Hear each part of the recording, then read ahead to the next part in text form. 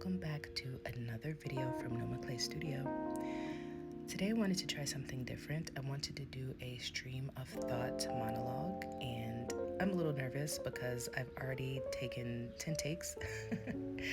Alright, so my last video I made an eye pin out of paper clips. I wanted to see if I could salvage some time from shipping some in, and it looks like it has rusted a little bit, and that isn't a big problem if I paint, which I'm doing today, but I imagine that if I maybe color the clay before, the rust will be able to be seen. So I don't think that I will be using paperclip eye pins again unless I really need it, like I'm really desperate, or I'm gonna have to figure out a way to avoid the rust. So today I'm painting this koala head, and another thing that I realized that I'm probably not going to do again is use this calcium carbonate based pigment. It seems pretty nice on the surface, like it's this big tub. It only costs like $3, but the way that the paint turned out was really chalky. I kind of figured that it would be a little bit chalky, and maybe I used too much, but I think that I'll stick to liquid, I don't even know if that's what I should call it, liquid based pigments like acrylics or gouache. So my worry with gouache, I would have used the gouache, but my worry with the gouache is that since it's water based, it would mess up the clay, the cold porcelain clay, as I've heard some horror stories about the clay kind of disintegrating during the painting and becoming a little less strong. Now, I did have to use some water to mix up the calcium carbonate pigment, but it didn't seem to do anything to the cold porcelain. So I think that I will stuff my fears down and go with the gouache in the future if I need to. But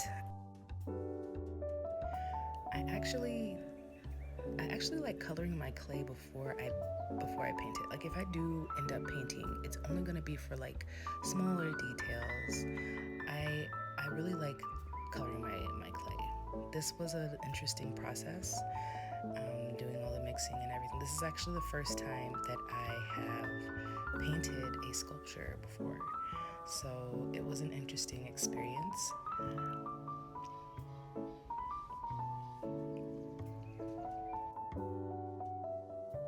Here I am starting to paint, but I could not get the camera focus. I don't know what the situation was, but I could not get the camera focused, and I had to get rid of a lot of takes, a lot of shots from this, and it was a little bit, it's kind of annoying because I thought that painting would be kind of like a visual ASMR experience, but we did get a few takes, so that's good. I cannot complain.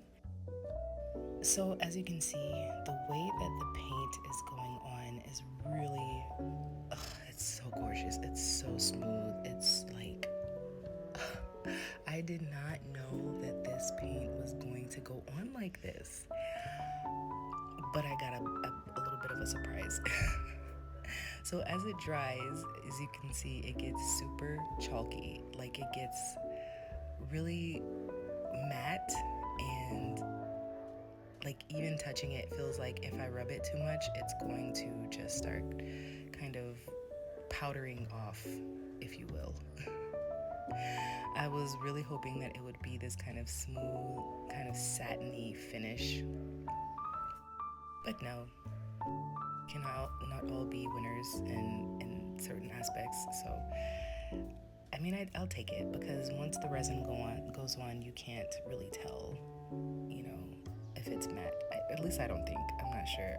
I'll be resining this for the first time. No.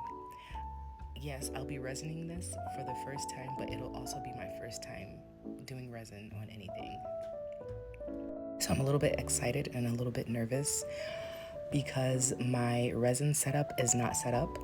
I have two young children, and so I have to find a dedicated space in the house where I know they're not going to, at least one of them is starting to walk in his walker, so he can't really get to that many places. But the oldest, she loves to get into everything. So I have to make sure that I keep my tools away from them and make sure that the place is very well ventilated.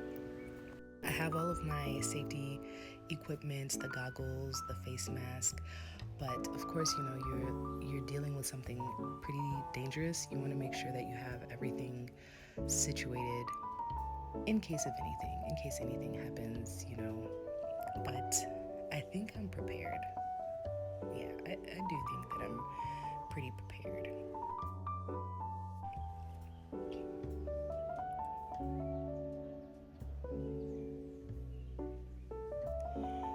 So I'm pretty new to YouTube in a craft DIY way. I've had a few YouTube channels in the past that were a lot easier to work with because one of them was an ASMR channel, and the only thing that was the issue was that I was in an apartment and the people above me, I don't know if they got some new kids or if it was a new family that moved in, but like almost as soon as I started my channel, I got like 3 or 4 videos out, and as soon as I did, it was like kids running around, bumping up and down, and that made it a little bit difficult because when it was time for me to record, they would be home, and yeah, that was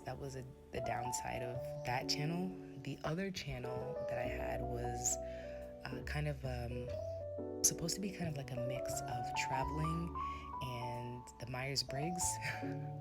So at the time I was an INFJ. I don't know if I'm still an INFJ, if I would take the test now and still be an INFJ, but I had a channel that was kind of based on like how to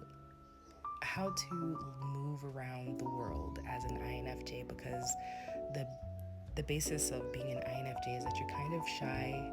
I wouldn't say shy, you're introverted, and you are feeling, and you kind of have to have a different, I wouldn't say you have to have a different personality, but you would fare much better with a more extroverted personality while you're traveling if you want to kind of get into the culture, into the, you know, join the people.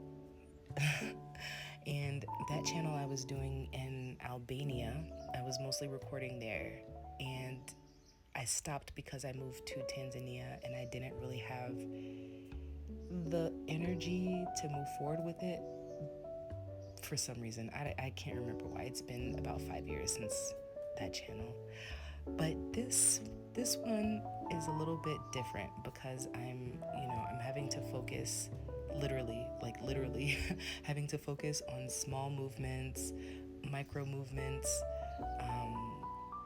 details, and all of that. So I'm as good as I am working with a camera for like recording humans talking and recording audio. I'm not that good at recording very quickly changing movements.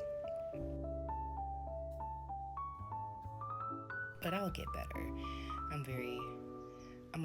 I'm an optimistic person. You know what I mean?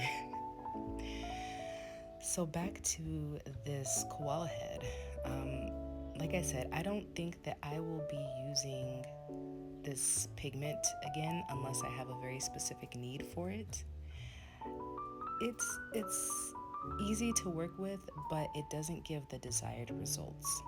And as I said in a previous video, I don't get the opportunity to get a lot of quality materials in, so that was my son coughing. I don't get a lot of quality materials in like the country, so if I want to get some white acrylic paint, I would have to wait a few months, and that's not what I want. but sometimes the stationaries here, they have what you need, but I haven't been able to I haven't been able to find any white acrylic for over a month. So maybe this is the universe telling me to chill out for a little bit. We'll see. I'll go check again. But anyway, I'm pretty much done with this koala head. I hope that it looks like a koala. I think it looks like a koala. But what do you think? What do you think? Should I continue painting like this, or should I focus on coloring my clay first? Let me know in the comments. Thanks for watching.